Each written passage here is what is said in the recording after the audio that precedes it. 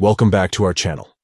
In this video, we will guide you through the process of including muted chats in Telegram's badge counter.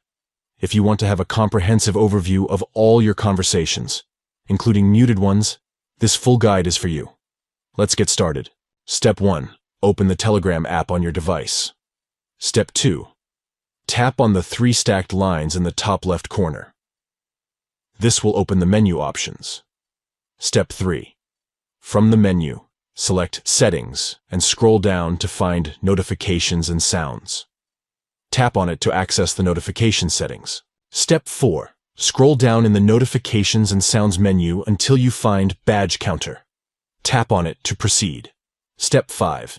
In the Badge Counter settings, you will find an option to enable Include Muted Chats.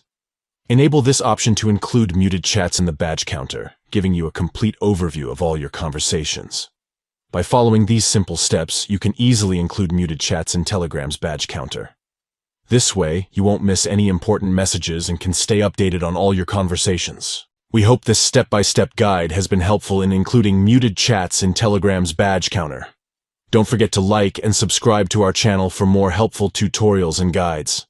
Thank you for watching, and enjoy a more comprehensive messaging experience in Telegram.